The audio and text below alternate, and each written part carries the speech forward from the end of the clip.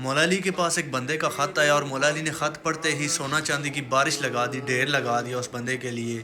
ایسا اس خط میں کیا لکھا ہوا تھا، وہ خط کس کا تھا، اور اس میں ایسا کیا تھا کہ مولا علی علیہ السلام نے اتنے زیادہ مال جو ہے وہ اس کی طرف رخصت کیا، اس کی طرف مطلب کہ بھجوا دیا کہ یار یہ لے۔ ابو زمزام ایک صحابی ہیں جو نبی پاک صلی اللہ علیہ وسلم کے ایک صحابی تھے، انہوں نے مولا علی علیہ السلام کے پاس ہے جب نبی پاک اس دنیا سے پردہ فرما گئے تو مولا علی علیہ السلام کے پاس ہے۔ مولا علی کو انہوں نے ایک تحریر دکھائی، ایک خط دکھایا جس میں نبی پاک صلی اللہ علیہ وسلم کی مہر بھی لگی ہوئی تھی، مہر نبوت وہاں پہ لگی ہوئی ہے۔ تو اس میں لکھا ہوا تھا، تحریر میں لکھا ہوا تھا کہ آپ ابو زمزام سے نبی پاک کہہ رہے تھے کہ آپ اپنے قبیلے میں جائیے، وہاں پہ آپ لوگوں کو تبلیغ کیجیے، اسلام کی تبلیغ کیجیے اور ان کو مسلمان کیجیے، تو آپ کو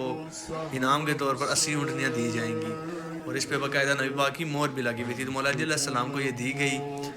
تو ابو زمزام کہتے ہیں کہ نبی پاک صلی اللہ علیہ وسلم نے یہ بھی فرمایا تھا کہ میں اس وقت اس دنیا سے پردہ فرما چکا ہوں گا۔ تو مولا علی علیہ السلام کے پاس وہ آئے تھے، تو مولا علی فرماتے ہیں کہ مولا حسن باچا کو جیسے ہی بلوایا گیا کہ ان کے ساتھ جائیے، مولا حسن باچا سے مولا علی کہتے ہیں کہ ان کے ساتھ جائیے، وادی حقیق میں جائیے۔ حسن سے کہتے ہیں کہ ایک دیوار آگے آئے گی، مطلب چٹان سے، اس پہ حسن آپ ٹھوکر مار دیجیے گا اور اس شخص کو اندر داخل کر دیجیے گا۔ مولا علی علیہ السلام کے حکم پہ اس طرح مولا حسن بادشاہ ابو زمزام اس صحابی کے ساتھ جاتے ہیں اور اس چٹان پہ جو ہے نا ویسے ٹھوکر مارتے ہیں، چٹان کھلتی ہے، ابو زمزام آگے چلے جاتے ہیں۔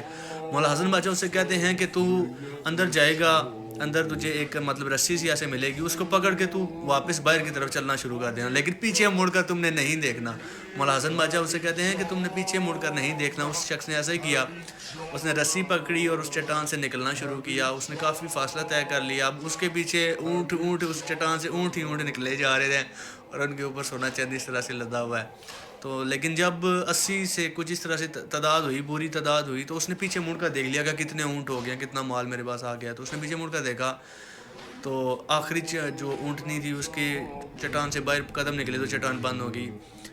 مولا حسن بادشاہ فرماتے ہیں کہ اے کمزور عقیدے کے مالک، اگر تو آگے دیکھتا رہتا، مطلب کہ پیچھے نہ دیکھتا، یہ 80 اونٹنیاں وہ ہیں جو میرے نانا نے تجھے دی ہیں، ورنہ میری عطا قیامت تک چلتی رہتی، قطاریں ختم ہی نہ دی، اگر تو پیچھے نہ دیکھتا تو۔